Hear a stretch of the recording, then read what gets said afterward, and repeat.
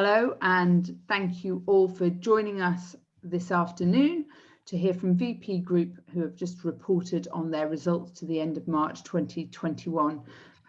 This morning we shall go through the presentation with Neil Stothard, CEO, and Allison Bainbridge, CFO, and we may at some point also be joined by Chairman Jeremy Pilkington, but for now I shall hand over to Neil.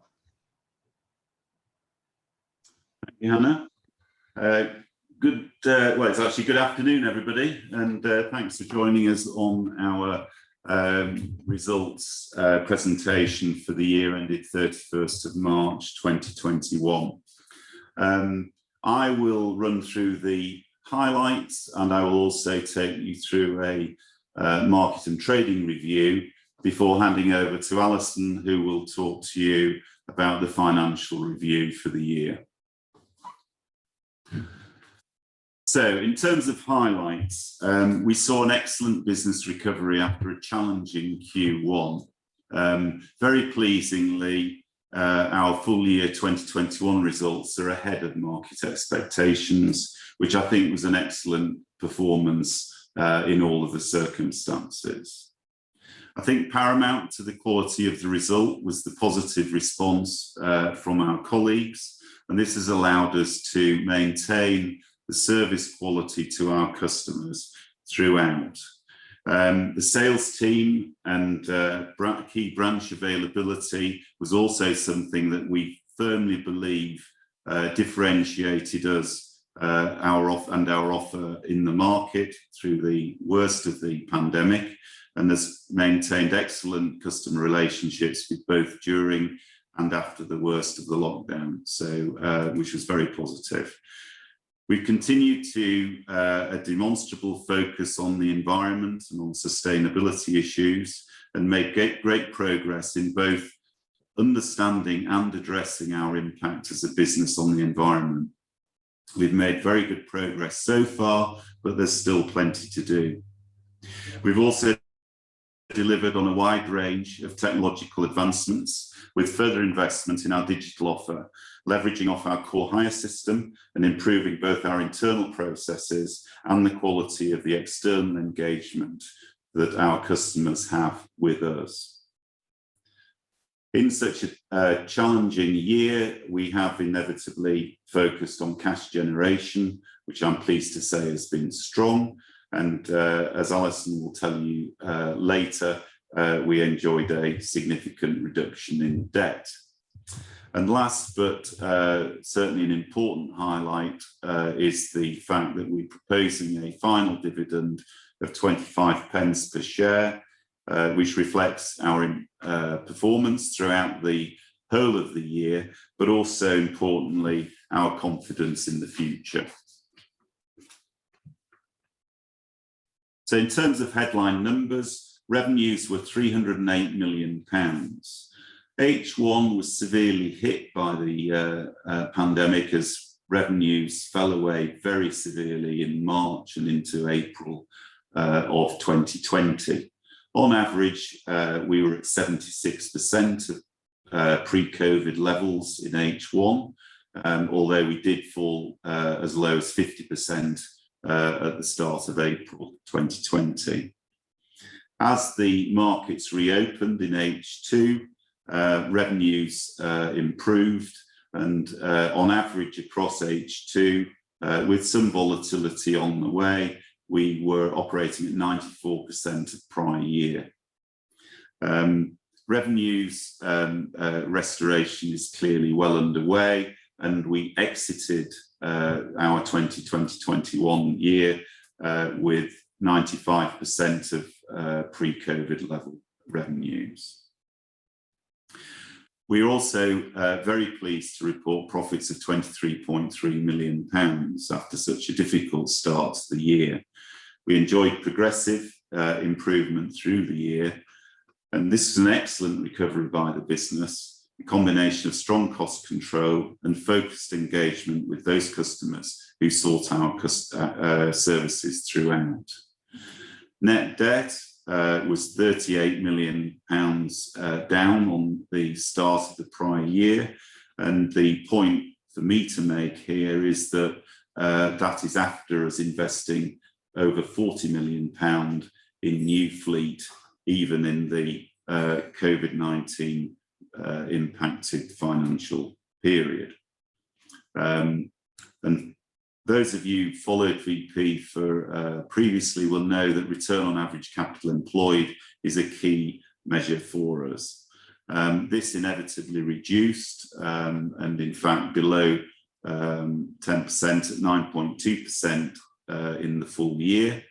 However, I'm pleased to say that after 2 months of trading in the new financial year, we have already recovered back to 12.4% return on capital employed, indicating a rapid recovery in the quality of our earnings.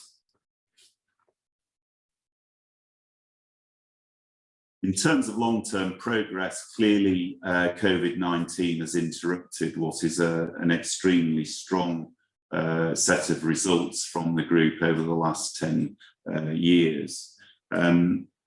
COVID-19 has interrupted that, but we remain confident that the resilient characteristics of the business, which I will comment on later, will allow us to continue to deliver high-quality market-leading earnings for shareholders going forward. Moving on to the market and trading review. We operate in a wide range of markets, but with 4 particularly significant segments of infrastructure, construction, house building and energy. The largest 2, as you can see from the slide, being infrastructure and construction, which represents 77% of group revenues, roughly split 50-50.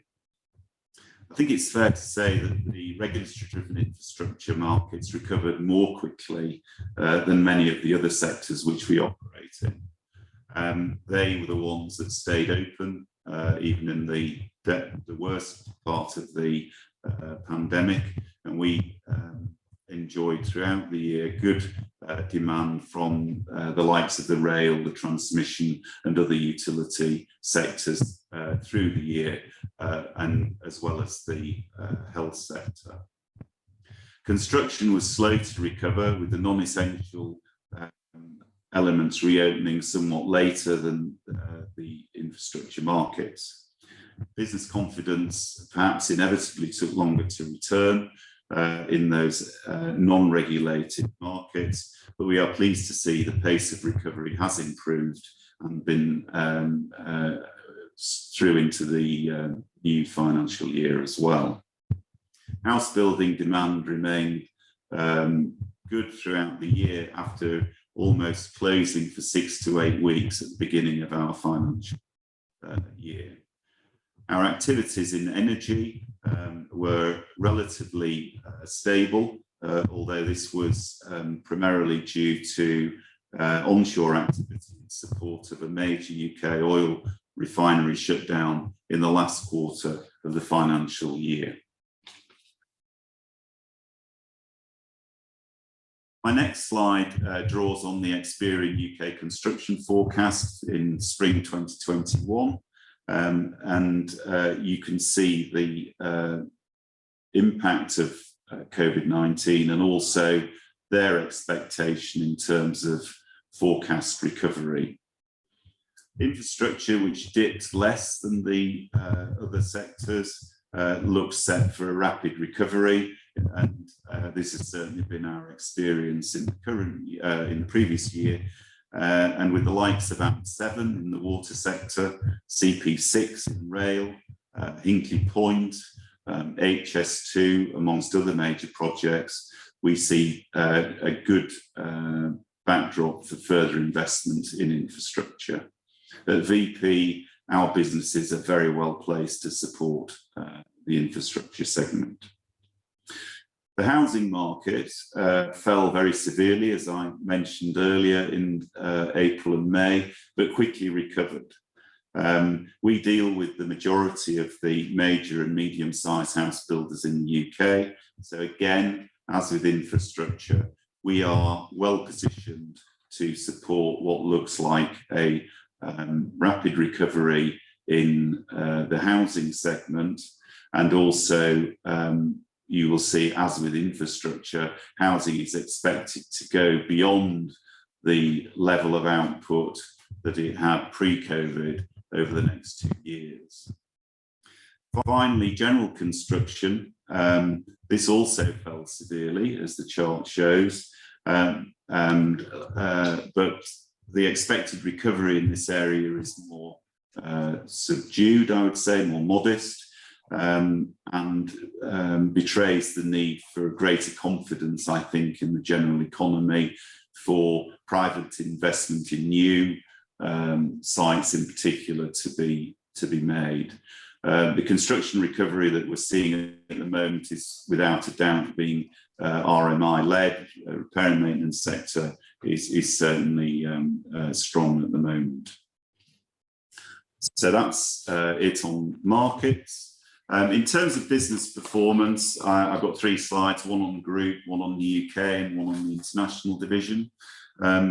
In overall terms, conditions in the first quarter were very exacting, and you can see that revenues were severely impacted as many customers temporarily stopped trading in the first quarter of our financial year. Revenues were 15% down as a result. Early actions were made to reduce costs, manage cash, and protect the business, and the group moved back into profitability in the 3rd month of our financial year after 2 months of small losses. We've seen trading recover to better levels in H2, and with a bit of a blip in early January when the UK's lockdown was reintroduced, but for the most part, our markets seem to have taken that in their stride. We've had a strong finish to the financial year, and perhaps more importantly, that momentum has carried on into the first 2 months of this new financial year. Moving on to the UK, revenues again down 15% and profits down by 46%, mirroring the group. So we had £281 million of revenue in the full year in the UK, and I think the 27.2 million operating profit is a strong contribution given the very difficult start that we had. As I've mentioned, it was an infrastructure-led recovery. Construction was slower to pick up but improved. House building, very rapid recovery after closing down temporarily, and that's remained strong and stable throughout.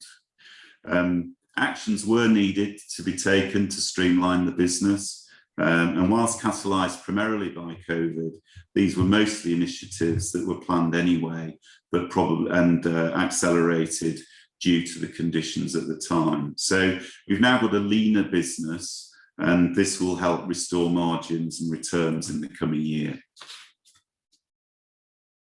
On international, the international arm of VP is smaller, but was no less impacted by COVID than the rest of the group. Our energy business suffered from cancelled and postponed projects, added to which the operational support and suffered from travel restrictions, so we were unable to mobilise our engineers as we normally do. As we head into 2021, new financial year, some of those restrictions have been removed, but not all. We are seeing more activity in the energy sector, but I think it's still at an early stage. Moving to TR Group, where business confidence has been slower to pick up in Australia and New Zealand. The lockdown in those countries to eliminate the virus was very successful, and indeed normal life as such returned more quickly. But unfortunately, because the vaccine rollout in those countries has been slower, there is a propensity still to have last-minute border closures and short notice regional or localized lockdowns whenever a case is found. And that is slightly impacting business confidence. We've traded well in April and May within TR, but we remain aware that there could be more lockdowns to come. We just don't know. But that's starting to improve, and that's international. In terms of investment, I mean, reducing investment in our rental fleet was an early action at the start of the year. Demand had fallen away very rapidly. We had plenty of equipment. We didn't need to buy new. However, it's really pleasing to report that towards the end of the year, we were accelerating capital investment again, so that we could cope with increasing demand from elements of our customer base. We spent over £40 million on new equipment in the financial year just finished, which is only 20% less than a nearly COVID-free full year 2020. So that was a positive, I think, for us as a group. Surplus fleet continues to be disposed of and generated a helpful £17.5 million of proceeds to help cash management during the year. We enter the new financial year with a well-invested fleet, with an average age of circa 3.5 years. With a latent revenue earning capacity in some of the businesses, which can be freed by better utilisation, and conscious of a lengthening of supply chain lead times, we've also invested early in products this year. So, coming to outlook and our positive view of recovery into 2021. The new financial year has started strongly. Our core markets that we support are recovering well. We see good opportunity in infrastructure with AMP7 for the water industry, CP6 in rail, and HS2 in rail. Construction sector, particularly with repair and maintenance, is picking up very well.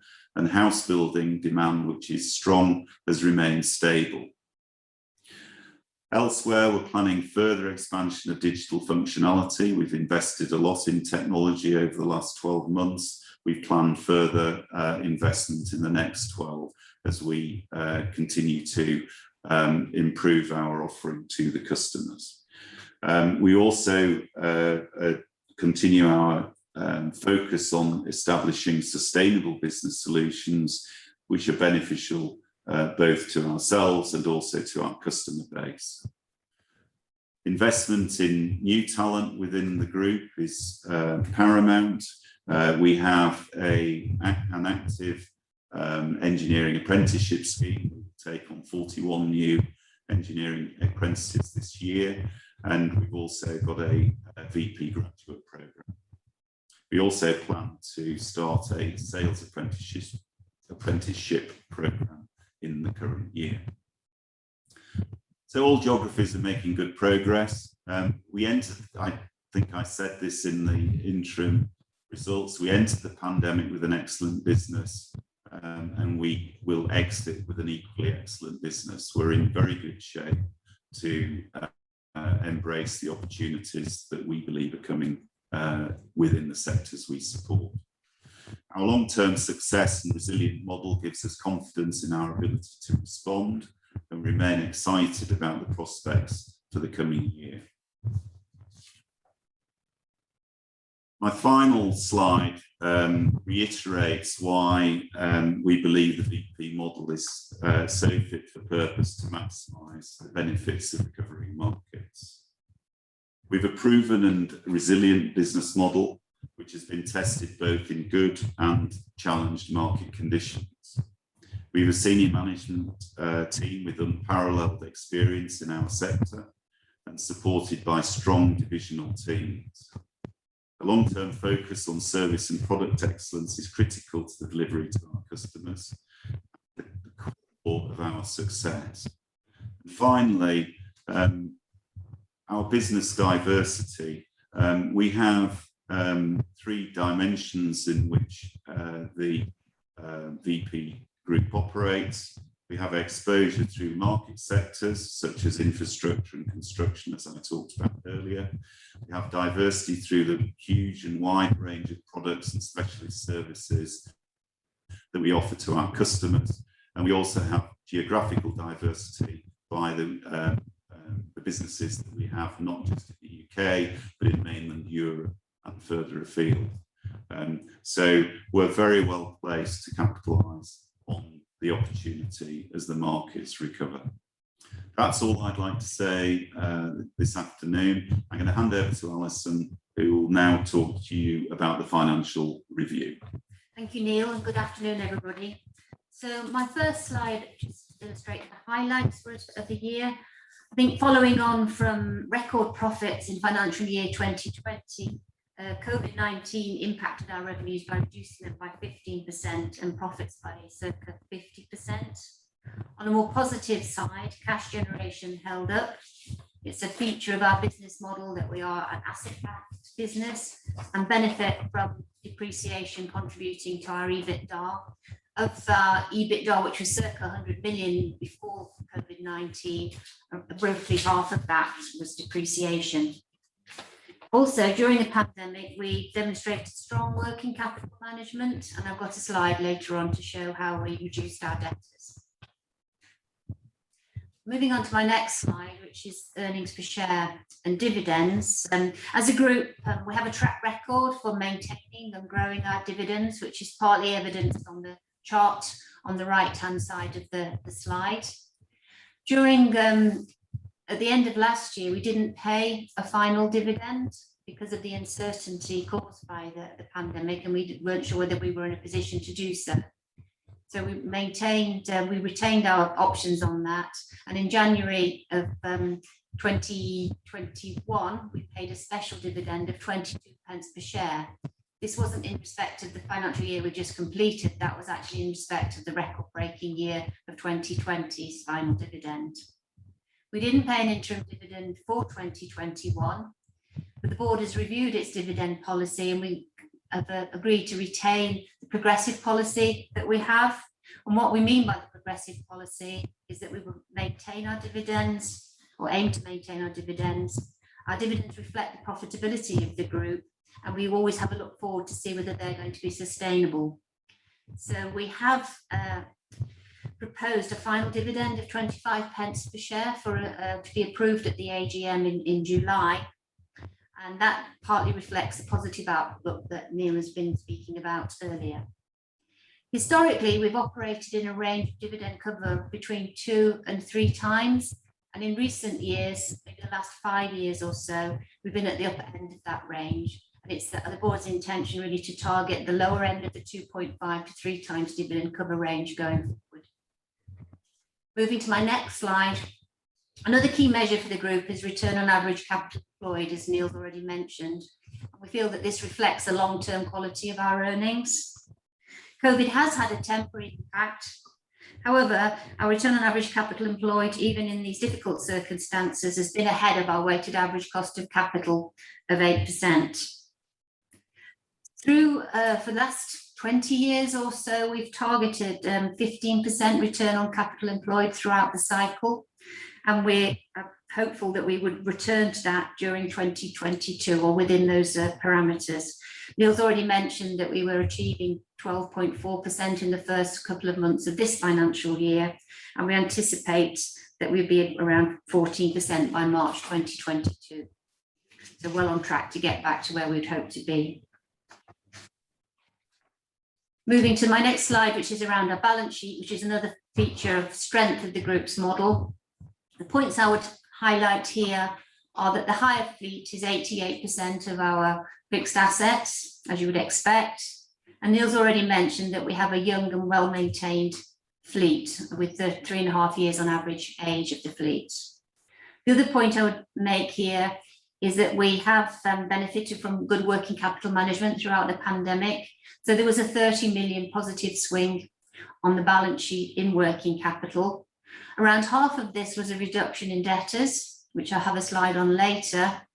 There was a couple of million of reduction in inventories as we managed those, and then also an increase in creditors. Of this, 8 million was VAT, as we took advantage of the HMRC scheme to delay and defer payment of VAT. So that cash will be going out over the next 12 months. The result of that was during the year, we reduced net debt to 121 million. That's from 160 in the previous year end. Moving on to my next slide, I've mentioned that we do have a strength in cash management. Key features here, I've already referred to the strong level of EBITDA, which was 72.7 million in the year. Although impacted by COVID, this was still creditable. The other points to make out was that we did have capacity to spend on capital expenditure, and Neil's already mentioned the 40 million that we spent on fleet. And the fact that we do manage our fleet and have prudent depreciation policies is evidenced by the proceeds from disposal. You can see from the 17.5 million proceeds from disposal that we earned a 25% margin on our disposals of fleet. And then the other cash flow that I'd mention is the 8.7 million outflow in respect of dividends, which was a special dividend I mentioned, the final in lieu of final dividend for 2020. As a result, net debt was reduced by 38 million since 31st of March 2020. I mentioned that we were pleased by our working capital management, and this slide illustrates that debtor days at March 2021 were 56 days, which was down from the 62 of March 2020 and 58 March 2019. Bad debt write-off as a percentage of revenue has also remained stable, which in the dark days of 12 months ago, we were quite concerned about this measure, but so far, I'll touch wood on that one, that we have maintained those at stable levels. Moving on to my second to last slide, penultimate slide, net debt and facilities. So at 31st of March 2021, we had 200 million of committed facilities, which was a 65 million private placement that was put in place in January of 2020 with Pricoa. This facility had a shelf available within it, which I'll refer to later. And also at 31st of March 21, we had an RCF of 135 million and an overdraft of 7.5 million, which gave us 86 million of headroom at the year end. The RCF, you'll notice on the slide, had a maturity date of December 2021. So at the time of the signing of these accounts, we had 6 months left on that. So I took the opportunity to refinance since the year end. The first element of that was to draw down fully on the Pricoa facility that was available. We had a shell facility. So that is 7-year money, matures in April 2028 and adds 28 million of fixed rate debt to our facilities. And then we also put in place a new revolving credit facility with the banks. This is a 3-year money, has a maturity of June 2024. And also within that facility, there's a 20 million of accordion. So we can draw down on that if required for growth. It's not committed, but we should be able to draw on that if we require it. And so that would also leave us with headroom against the facilities of around 69 million. So we have adequate headroom there. And my final slide shows the headroom against our bank covenants and lender covenants. So we have 2 covenants in our documents. One is EBITDA interest cover, which has to be greater than 3 times. And the other is net debt to EBITDA, which has to be less than 2.5 times. And you can see from the charts that at the year end 21, notwithstanding the impact of the pandemic, we were still well ahead of both the EBITDA interest cover covenant and the net debt to EBITDA covenant as well at 1.62 and 6.66. We were well within the covenants all year. At this time last year, when we weren't sure what was going to happen, we did approach the lenders to have a relaxation of our covenants, which they consented to. But I'm pleased to report that we didn't need those covenants at all. We were able to release that relaxation in December of 2020. And that's my final slide. I think the overall theme is that we've delivered an extremely strong set of results for last year, particularly given the uncertainty at the beginning of the year, ahead of our expectations and ahead of market expectations. So we're very thankful to all the employees that have contributed to that, and very happy to be in a position to report those results. And building on that theme, the momentum that grew towards the end of the last financial year has continued into the opening months of this year. And we've had a good couple of months of the new financial year. So overall, a very positive position to be in, I think, particularly given the background of great uncertainty that we're now exiting. So we're very happy with the position we're in, I think. Great. Well, thank you. A reminder to our listeners that you are welcome to submit questions. We have a couple here, so let's make a start. One here on pricing. Have you seen any inflation in the supply chain, and how quickly do you think, if you have, you will be able to pass this on to customers? Okay, I'll pick that one up. So we have seen some supply chain inflation. I think the main impact on supply chain at the moment, however, is in terms of lead times. That was the early change that we saw some months ago, where we were being quoted much longer lead times to get both spares and equipment. So I referred in the CapEx slide about making some preemptive purchases to try and mitigate against that. So that has twofold effect. One, it protects us as best we can against not having the right equipment and the right spares available. The second is that we're buying before any potential price increases to come. We know that the price, for example, of steel has more than doubled in recent months. This will inevitably have a knock-on effect throughout the whole supply chain in due course. In terms of pricing and passing it through to customers, it depends. A lot of our customers, like a lot of major players in the rental market, will have 1 year deals. They will have 1 year pricing arrangements, which are subject to renewal on an annual basis. Now, those renewals happen throughout the year, so I'm sure that as we get to renewal, there will be an opportunity to try to pass that price increase on. For ad hocs rental customers, that opportunity already exists. And the truth is that the pressures on the supply chain and the potential inflation on price has, I think, in certain segments already reduced the supply, and therefore, as you know, classically, if demand, which is picking up as markets are picking up, if demand is starting to outstrip supply, then that puts us in, I think, in our sector, in a rare position of being able to, both through necessity and also because of paucity of product in certain areas, we will inevitably be looking to put pricing up. But I don't think it's as obvious as just saying, oh, well, there's not enough to go around, we'll just have to go and put the prices up to all the customers. It doesn't work that way. We've got long-term, very important relationships with our customer base. We have grown-up conversations with them when we do get supply chain inflation, but that conversation isn't necessarily available straight away. We may have to wait. Okay, well, perhaps then looking at the other integral side of your business, access to labour, are you seeing any wage implications in a tight market? Not at the moment. I mean, I think we're aware that there are choke points within certain industries at the moment in terms of getting labour.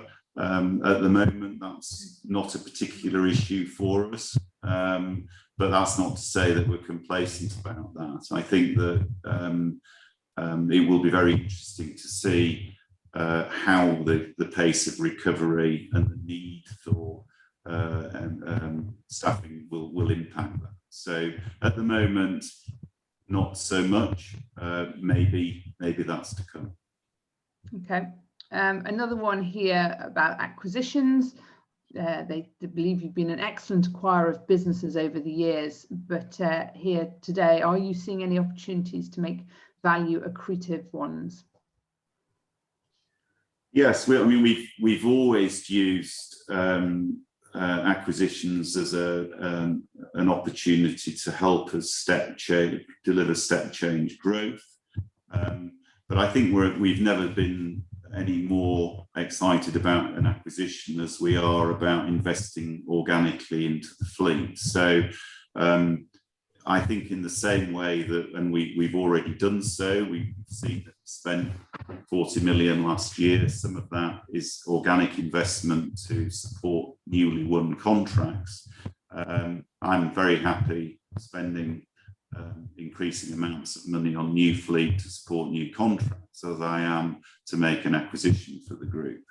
But it is a fact that acquisitions have been a important factor in the group's success over the last 20 years. I don't see that changing.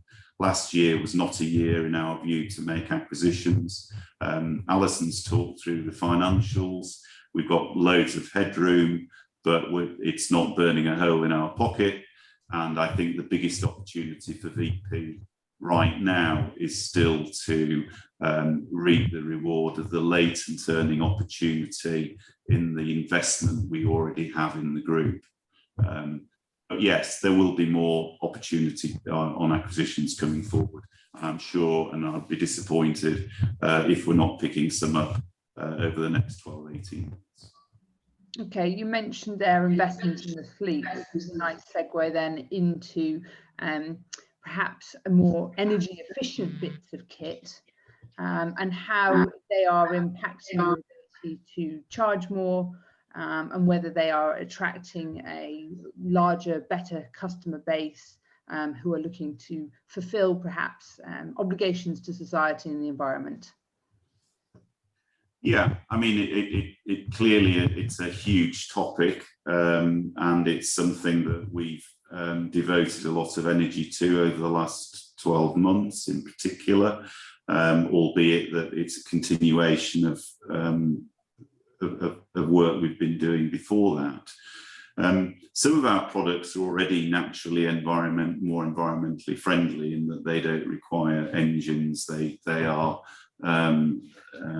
already battery driven or solar powered, and we're just seeing a greater breadth of those products being available on the market to us. I think the engagement at all levels, whether it's our supply chain, whether it's us, whether it's our customers, in sustainability and environment is going to help drive change sort of universally. I mentioned in my business review that we're trialling electric telehandlers, we're trialling electric mini excavators or battery-driven electric mini excavators. We're trialling the HVO fuels. These are all at the relatively early stage of acceptance, I think, and trialing rather than being wholesale available. But we think that the level of interest and engagement from customers in particular will be such that we'll be able to, and obviously the manufacturers that are developing these solutions will enable us to gradually change our fleet holding to increasingly more sustainable solutions. There is a cost. The cost of these products is quite a bit higher at the moment than the equivalent in some cases. That's a challenge for us, it's a challenge for the manufacturer, and also obviously ultimately for the customer who's going to be renting it. There are also challenges in terms of the fact that some of the products are still not demonstrably as efficient as the products that, from a operational point of view, as efficient as the products that have historically been used. So we've got to win hearts and minds on the site as well as make sure that the practical and theoretical solution works. So it's a big area, one that I'm comfortable moving along nicely with in a lot of different parts of the group, and there'll be more of that rather than less going forward. Good to hear. Another one here, from a macro perspective, do you believe in the narrative of the roaring 20s and the commensurate tailwinds to infrastructure and construction generally, or is this too much to hope for? That must be one for you, Alison. Or Jeremy, maybe. Yeah, Jeremy, sounds like you, Jeremy. You were around then. That's a very unkind remark. I didn't mean. Without getting carried away, I think that a lot of the fundamentals for our major markets are looking very positive at the moment. For some time before the pandemic, you'll recall a thing called Brexit, which caused a lot of uncertainty and disruption to sort of orderly markets. But since then, the levelling up agenda and the building back better agenda can only be good news, I think, for the construction industry generally and for all businesses serving that. And then more specifically with regard to the market segments that are very important for us on the infrastructure side, it just so happens that a lot of the major multi-year reinvestment programs are starting almost simultaneously. So you have the water industry program, you have the rail program, you've got HS2 kicking off, you've got Hinkley Point. So there's an awful lot of good news coming together at about the same time, which, as hopefully we are managing the impact of COVID in the UK, those very positive medium-term trends will come together and provide a very supportive backdrop for us. So yeah, I'm cautious, but fundamentally very optimistic about the near-term opportunities, yeah. Thank you, Jeremy. Looks like the last one, so if anyone does have another one, please do submit it. But here we go. Can you help us to understand roughly what you expect EPS or revenues to grow at over the next 3 to 5 years? And what would you suggest very roughly is an achievable CAGR? I think perhaps I should be directing people towards our research note at this point, but perhaps if you have any other comments to add. I think the research note covers it, but obviously I guess the only general comment I'd make is to a number of areas in terms of extrapolating what we said about how we see the next 12 to 18 months. The market backdrop that Jeremy's referred to, the markets which we operate in, if you believe that those markets are going to be relatively supportive, then we firmly believe as a team that we've got a very good business with which can leverage off that demand. So yeah, I mean, I don't think it's for us to try to guess what those numbers might be, but I can assure you we'll be doing our best to maximise that opportunity going forward. Well, the outlook sounds very encouraging, particularly given the past 12 months we've just had. So many thanks for your time today, and to our listeners for joining us. As a reminder, you can find the research on our website, and a recording of this presentation will be made available, if not today, shortly tomorrow morning. So thank you all for joining us, and we look forward to catching up with the team again in 6 months' time. Great. Thank you, Hannah. Thank you, everybody else. Thank you.